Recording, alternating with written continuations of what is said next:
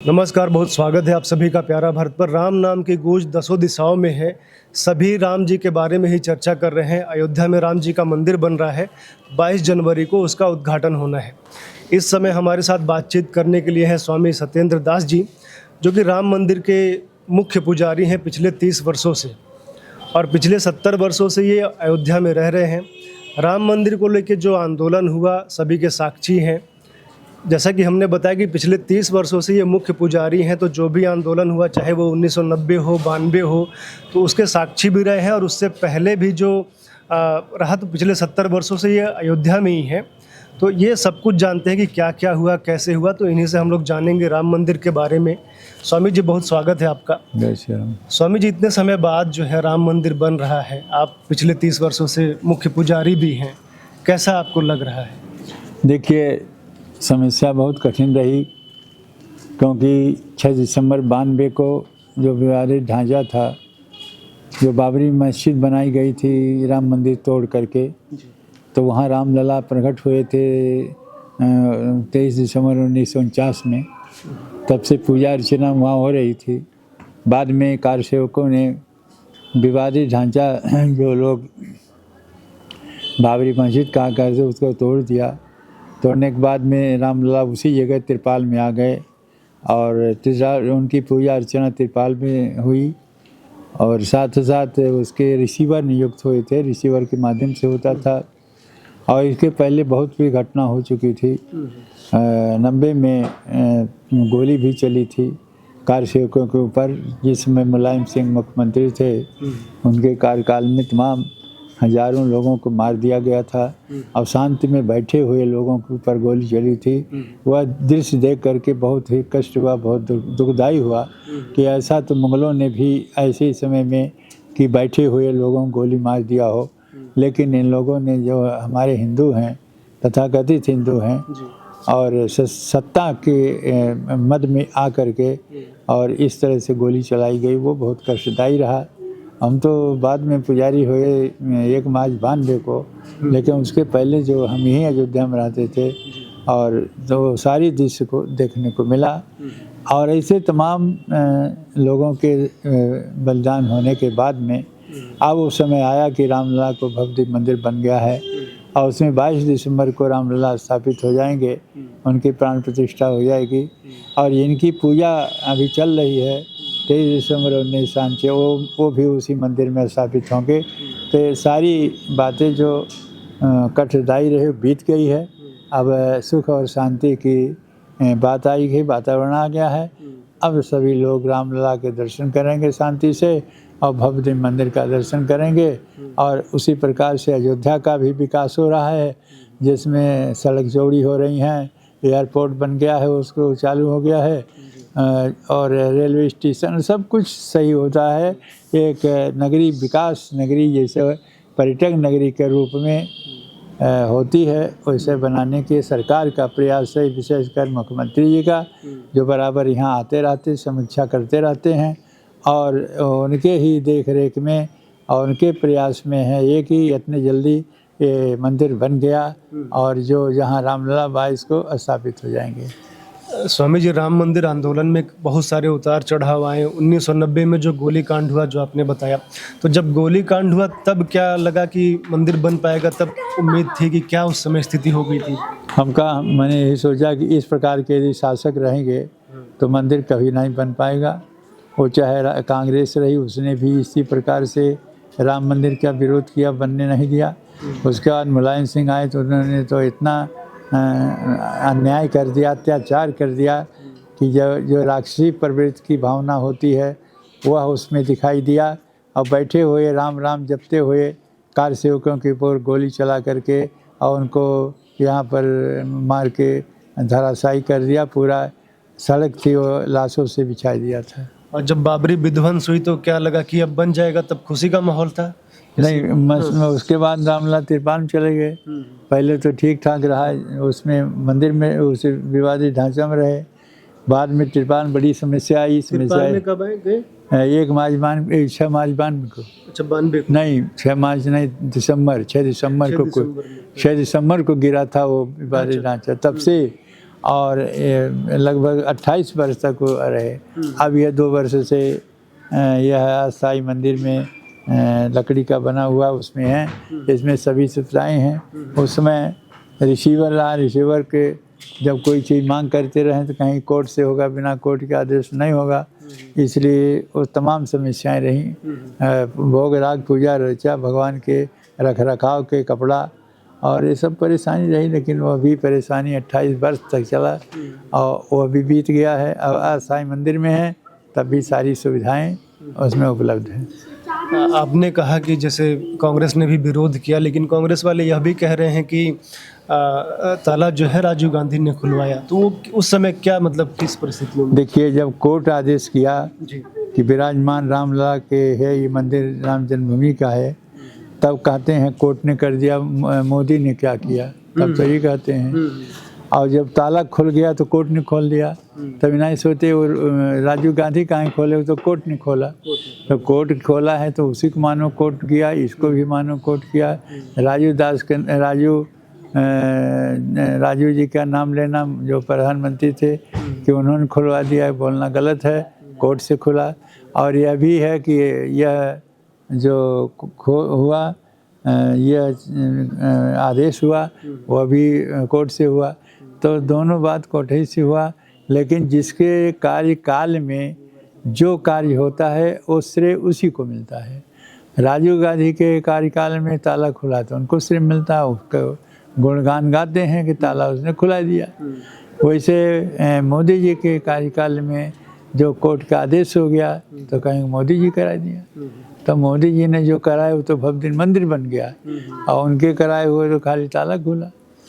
राम मंदिर के आंदोलन में कई सारे हीरो हैं, चाहे 1949 में महंत अभिराम दास, महंत अवैधनाथ और जो डिस्ट्रिक्ट मजिस्ट्रेट थे, चाहे जो रात को मूर्ति स्थापित की गई, उसके बाद जो है कल्याण सिंह हो गए, विनय कटियार हो गए, अब मोदी जी हैं, योगी जी हैं, आप लोग हैं। तो किसको आप देखते हैं कि किसका योगदान यदि देखा जाए तो सबसे अधिक है, किसको मतलब? सबसे तो 3 लोगों का विशेष महत्व है जी। 4 लोगों का। एक अभिराम दास जी, जिसके तपस्या से मूर्ति वहाँ प्रकट हुई। सहयोगी में दिग्विजयनाथ जी, जो गोरखपुर के उस समय महंत थे, वो, और यहाँ के जो के नायर और गुरुदत्त सिंह सिटी मजिस्ट्रेट, ये दोनों को बहुत अच्छा रोल रहा। और जिस समय ये आदेश हो गया गोविंद बल्लभ पंत रहे मुख्यमंत्री की मूर्ति को हटा दिया जाए, और ये उस समय यहाँ पर लाखों के लाखों जनता वहाँ उपस्थित हो गई थी। तो इन्होंने बताया कि ये कितने लोगों के ऊपर गोली चलाई जाए। फिर देना का आदेश था जिलाधिकारी को ही, फिर मिलिट्री भेज दिया। मिलिट्री भी आई, लेकिन आदेश नहीं मिला किसका आदेश लेना था। तो उसने कह दिया हम आदेश इतने लोगों के ऊपर गोली चलाने के नहीं देंगे। तो इसलिए विशेष महत्व तो मैं यही समझा को मूर्ति स्थापित करने का अभिराम दास जी महाराज, और उसके बाद में के नायर जी जो जिलाधिकारी रहे, और उसके बाद में जो सहयोगी उनके रहे गुरुदत्त सिंह, ठाकुर गुरुदत्त सिंह, और उसी प्रकार के श्री माननीय जो दिग्विजयनाथ जी थे। और उसके बाद भी यहाँ की कुछ महंत संत थे, परमहंस जी थे, और राम पदारस दास जी थे, ऐसे और बहुत से संत थे जो इसमें बहुत सहयोग रहे। सबके सहयोग से वह मूर्ति वहाँ आई और हुई, आंदोलन हुआ, यहाँ सारे मंदिर बंद हुए, क्योंकि जब तक रामलला का भोग नहीं लगेगा, पूजा नहीं होगी, तब तक अयोध्या का कोई मंदिर नहीं खुलेगा। यह प्रभाव पड़ा सरकार पर। इसे कोर्ट के माध्यम से रिसीवर नियुक्त करके और इसको खोल दिया ताला, और वहाँ पूजा अर्चना होने लगी। अभी विपक्ष के लोग और बहुत सारे लोग इस तरह के आरोप लगा रहे हैं कि राम मंदिर को लेकर राजनीति हो रही है, लोकसभा चुनाव से इसे जोड़ के देखा जा रहा है, बहुत बृहद बड़े पे ये पूरा आयोजन हो रहा है। तो आपका इस पे क्या कहना है? देखिए, ये धार्मिक है, राम धार्मिक है, राजनीति से नहीं है। और उन्होंने जो प्रधानमंत्री जी ने आके यहाँ भूमि पूजन, शिला पूजन किया जिस जगह, उसी जगह आज मंदिर, भव्य मंदिर बन गया है। और जनता ने यहाँ राम भक्तों ने इतना सहयोग दिया कि जितना आशा की जाती थी कि इतने करोड़ में मंदिर बन जाएगा, उसका अधिक, उसकी कई गुना अधिक पैसे आ चुके हैं। और वह मंदिर 1 मंजिला बन गया है, और उसमें रामलला का जो होता है गर्भगृह वो बन गया जहाँ वो पधारे जाएंगे। तो जो ये हमारे दृष्टि से जब तक राम के काम हो, कृष्ण के काम हो, शंकर जी का काम हो, देवी देवताओं का काम हो, तो वो तो धार्मिक है। लेकिन जो लोग विपक्षी हैं वो कहते हैं राजनीति, तो भगवान कहते हैं भाएँ कुभाएँ अलख आलसु, नाम जपत मंगल दिस दसु। हमारा जो नाम लेता है, हमारे शरण में आता है, उसका सब प्रकार से कल्याण करता हूँ। तो भगवान के वचनानुसार उन्होंने किया और उनकी कृपा इस भाजपा सरकार के ऊपर पड़ी, जिससे वो सत्ता में है। और जो लोग नकारते थे और रामलला का अस्तित्व ही नहीं है और राम जन्मभूमि में कहाँ पैदा हुए, ये तमाम करते थे। कोर्ट में चल रहा था जब तारीख पड़ती थी तो 20 वकील विरोध में खड़ा करके रोकवाना चाहते थे, लेकिन ये सब नहीं हुआ। और अंत में ये आदेश हो ही गया कि विराजमान रामलला ही जहाँ है वही राम जन्मभूमि है। और उसके बाद आदेश होने पर मंदिर भव्य बन गया। इतना बड़ा धार्मिक अनुष्ठान हो रहा है, देश के जो 4 शंकराचार्य हैं वो आने से मना कर रहे हैं, उसको लेके देखो यहाँ संप्रदायवाद है, शैव और वैष्णव। तो ये रामानंद यहाँ आचार्य हमारे रामानंदी और रामानुजी 2 हुए हैं वैष्णव में, और उसमें शंकराचार्य हुए हैं। शंकराचार्य की 4 पीठ है, चारों पीठ के वो शंकराचार्य हैं। तो वो वर्ग जो है वो शैव वर्ग का है, और जो शंकर भगवान शंकर के उपासक हैं। और ये राम के ये प्रतिष्ठा हो रही है। ये हमें जो आते हैं वो जो ये वैष्णव हैं, जो रामानंदी रामानुजाचार्य के हैं, इसलिए उनके आने की ज़रूरत भी नहीं है, क्योंकि शैव शंकराचार्य शैव जो भगवान शंकर का कार्यक्रम हो में हो, और ये राम का कार्यक्रम है तो राम भक्त आएंगे, और राम भक्त आएंगे और राम भक्त के जो आचार्य हैं वो लोग आएंगे। कहने को तो ये भी है ना कि मंदिर तो सबका है। जो शंकराचार्य जी लोग हैं विरोध कर रहे हैं कि मंदिर सबका है, चंदा लेते समय तो सभी से लिया गया, और शैव लोग भी तो राम जी के भक्त होते ही हैं। तो वो होते तो शंकराचार्य जी को निमंत्रण दिया, आना चाहिए, क्यों नहीं आए? कारण कहाँ है ये भी तो नहीं बताते। ये तो कह दिया हम नहीं आएंगे, क्यों नहीं आएंगे भाई? इस निमंत्रण नहीं गया हो तब तो बात है कि निमंत्रण हमको नहीं मिला, नहीं आए। जब 4 शंकराचार्य जी को मिला हुआ निमंत्रण पत्र तो उनको आना चाहिए। कई लोग इस तरह के भी हो रहे हैं कि उपेक्षा हो रही है। जो लोग जुड़े हुए थे, जैसे विनय कटियार बजरंग दल में थे, उनका नाम जुड़ा है। चंपत राय जी का स्टेटमेंट था कि मुरली मनोहर जोशी और ये अडवाणी जी को आने की आवश्यकता नहीं है। इस तरह के भी स्टेटमेंट आए, तो ये क्या कहेंगे इस पर? देखिए, ये कहना गलत है, क्योंकि जो त्याग और जो बलिदान, जो सहयोग लाल कृष्ण आडवाणी जी का था, मुरली मनोहर जोशी जी का था, विनय कटियार जी का था, वो अपने आप में अवर्णीय है, अद्वितीय है और बहुत ही महत्वपूर्ण है। इनके बहुत सहयोग आंदोलन से जुड़ा हुआ था। स्वयं लाल कृष्ण आडवाणी सोमनाथ से लेकर के चले थे, रथ यात्रा राम मंदिर के लिए ही चले थे, और यहीं के सांसद रहे। ये विनय कटियार, उन्होंने बहुत कुछ किया। उसी प्रकार से अब उनकी किस विचारधारा से ऐसा बोल रहे हैं, वह है बाकी उन लोगों का महत्व, उन लोगों का कार्यकाल, और जिसमें आज हमारे बीच में कल्याण सिंह नहीं रह गए, उनका भी त्याग रहा कि राम मंदिर के नाते उन्होंने अपना, और मुख्यमंत्री थे उसको छोड़ दिया। तो सबके जो त्याग, सबके सहयोग रहा, इसको नकारा नहीं जा सकता। अब उनकी बात है अलग, वो क्यों कह रहे हैं वो जाने, लेकिन जो किया है ये राम मंदिर में सहयोग, उसको भूला नहीं जा सकता। स्वामी जी, आप 1958 में अयोध्या आ गए थे और तब से यहीं पे हैं, तो क्या प्रेरणा उस समय रही? जैसे अभी तो सभी जगह राम नाम की गूंज है और मीडिया में सब कुछ छाया हुआ है, उस समय क्या? नहीं, हम तो एक लगभग 19-20 साल के हो गए थे, देहात में रहे, लेकिन हमारे पढ़ने की इच्छा बहुत रही। वहाँ कोई सुविधा नहीं मिली, इसलिए हम तो यहाँ पढ़ने के लिए आए थे। और हमारे महाराज जी, वो बलराम जी मिल गए, अभिराम दास जी महाराज, उन्होंने, उनका नाम बहुत था, उन्होंने मूर्ति सावे राम जन्म उद्धारक कहे जाते थे, तो उनको नाम सुन के उनके पास हम आए, उनके पास उन्होंने सहयोग दिया। और फिर हम यहाँ संस्कृत पढ़ने लगे। यहाँ से हम मध्यमा किए, फिर जा कर के वाराणसी से शासी और आचार्य किया।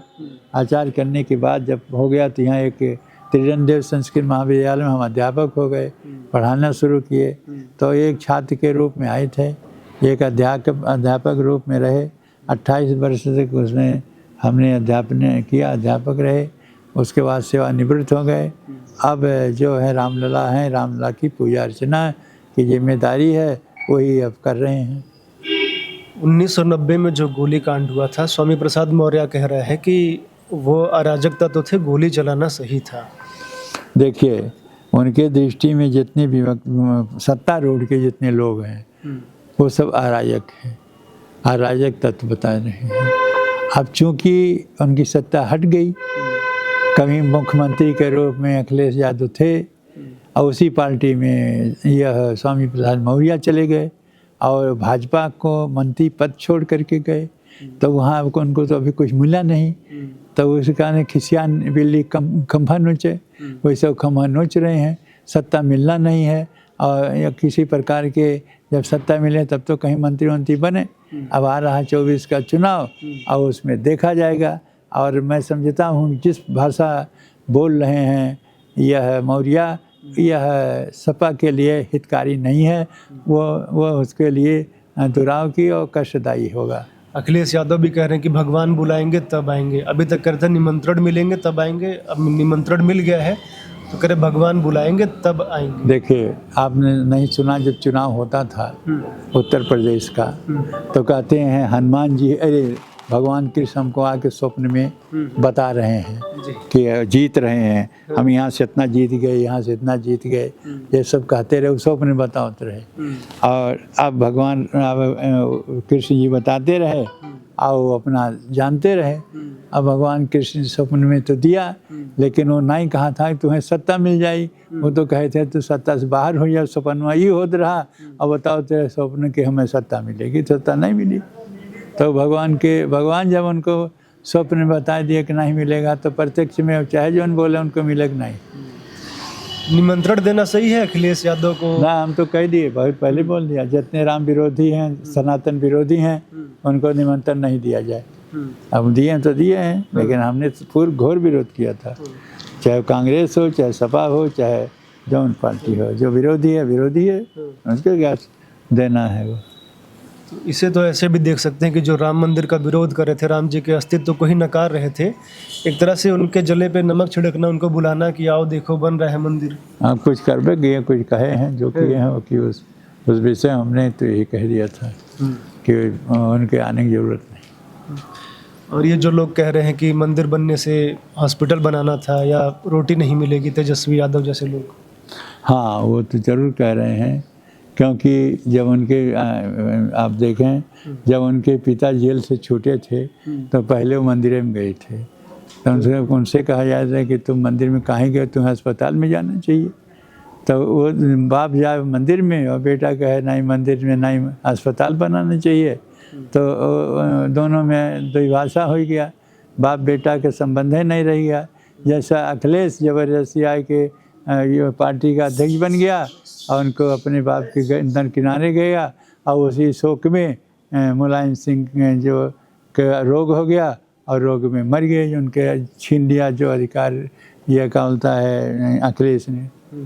बस उनको साक आ गया सो कि हमारा इतना बढ़िया हमने कुछ किया, पार्टी बढ़ाए, मंत्री भी रहे, सब कुछ रहा, लेकिन हमारे लड़के भी, अब क्योंकि वो 2 विवाह किए थे, एक लड़के का अखिलेश, एक लड़के का दूसरा कौन आदित्य नाम है, कुछ दूसरा लड़का है। तो दो पत्नियां उनके थीं। तो इस प्रकार से दोनों पत्नियों के कारण अखिलेश के संबंध उनसे ठीक से रहा नहीं, मुलायम सिंह से, इसीलिए उन्होंने छीन लिया सत्ता। और सत्ता छीना कहा तो बोलता वो अध्यक्ष पद अपने ले लिया, और संरक्षक का तो संरक्षक रहो, बस यही बात है। और उनको जो ज़बरदस्ती किसी भी सत्ताधारी को सत्ता छीनी जाती है तो उनको बहुत शाक लगता है, और वो शाक उनके लिए मृत्यु का कारण बनता है। जो राम मंदिर बन रहा है तो हिंदू राष्ट्र की भी बात हो रही है। कई सारे जो स्वामी बाबा महाराज लोग हैं वो कह रहे हैं हिंदू राष्ट्र की बात अब हो रही है। इसको हिंदू है ही है, हिंदू राष्ट्र। अब हिंदुस्तान कहते हैं तो क्या है, पाकिस्तान थोड़ी कहते हैं। हिंदुस्तान कहते हैं, भारत कहते हैं, आर्यावर्त कहते हैं, तो हिंदुस्तान यही है। अब रही बात की यह निरपेक्ष, इसको घोषित कर दिया। अब उसको निरपेक्ष के अवस्था में हिंदू राष्ट्र घोषित हो जाएगा, हो जाएगा। अब ट्रस्ट बन गया स्वामी जी, तो अभी पुजारी आप ही रहेंगे जी, जैसे अभी राम जी का ट्रस्ट बन गया है, इसके बाद तो अभी तो पुजारी हम ही हैं। आप ही हैं। हाँ, अभी तो आप ही नियुक्त करेंगे कि ट्रस्ट अब नियुक्त नहीं, करेगा? ट्रस्ट करेगा। ट्रस्ट करेगा। हाँ, हम तो नियुक्त है ही, हम हैं, हमारे 4 सहायक हैं। अब नई कोई नियुक्ति करना होगा तो वो करें, वो जाने कहाँ करें, कैसे करेंगे, उससे हमसे मतलब नहीं है। लेकिन जहाँ हम पूजा करते हैं, जहाँ रामलला स्थापित होंगे, उसकी जिम्मेदारी मुख्य पुजारी के रूप में हमारी है। 1992 में जब आप मुख्य पुजारी बने और 1992 में ही जो ढांचा ढहा दिया गया, उसके बारे में, जब ढांचा ढाया जा रहा था उसके बारे में थोड़ा बताइए, क्या स्थिति उस समय थी? उस समय स्थिति यह थी कि देखने में मस्जिद दिखाई देती थी। हाँ। लोगों को लगता था कि यहाँ हमारी राम जन्मभूमि थी, वहाँ मस्जिद बना दिया। सबको, जितने भी राम भक्त, सबको कष्ट होता था, लेकिन अब वो नहीं कर सकते थे। सत्ता परिवर्तन हुआ, सत्ता में आई, यहाँ कल्याण सिंह हो गए मुख्यमंत्री, जो राम भक्त थे। तब उन्होंने यहाँ का ये जो विसुंदी परिषद है, इसने बनवाया, घोषणा किया कार सेवा करने की। कार सेवक आए, कार सेवकों के आने के बाद में हजारों के हजारों लोग आए, लाखों के लाख आए, कितना पूरा अयोध्या भर गए। इसके बाद जो कहे कि वहाँ एक चौतरा बना है, वही चौतरा को धोएं सरजू के जल से और बालू से, बस जब ये घोषणा किए तो मन में नहीं कि यहाँ बहुत लोग रहे हैं। यहाँ लाल कृष्ण सरवानी रहे, मुरली मनोहर सिंह रहे, जोशी रहे, कल्याण सिंह रहे, रितम्बरा रही, उमा भारती रही, तमाम लोग रहे यहाँ से। लेकिन उन्होंने नहीं माने, जब ही कहे, और उनकी फिर सब लोग जुट गए, चारों ओर से घेर लिया, बैरिकेडिंग तोड़ दिया, ऊपर चढ़ के गिराने लगे। 11 बजे दिन में शुरू हो गया गिराना। हम कहा किए कि मंदिर में रहे, जब देखे दो ठौर गिर गया, एक ढांचा उत्तर रहा, बीच में रामलला रहे। तो हमने उठा के, जब योग गिराने लगे तो हम उठा करके वहाँ से दूर कर दिया सिंहासन। फिर वो शाम तक गिर गया, गिरने के बाद वहाँ वो सब बराबर करके वहाँ बना दिया मंडप बना दिया। रामलला को फिर कार सेवकों ने ला करके वहाँ स्थापित कर दिया। हमारे 4 सहायक पुजारी थे, हम थे, सभी लोग मिल करके फिर शाम 7 बजे से पूजा शुरू कर दी। तब से पूजा, हाँ, तब से पूजा होने लगी। नॉर्मल। ये जो ढांचा गिराया गया, कार सेवक स्वतः स्फूर्त होकर गिरा दिए, मतलब मंचों से घोषणा ऐसी नहीं की गई थी? नहीं, स्वतः स्फूर्त स्वतः है। सब अपने हमारे देखने हमारे सामने सब हम मंदिर में रहे। ये गुम्बद जब था तो उसके अंदर ही आप जाते थे पूजा करने? हाँ, तब हम कई दिन मार्च में हो गए थे, तो गुम्बद गिरा दिसंबर में, हम मार्च में ही पुजारी हो गए। चलिए, हो गया। हाँ, धन्यवाद स्वामी जी हमको समय देने के लिए। आप लोग जुड़े रहिए, देखते रहिए प्यारा भारत। धन्यवाद।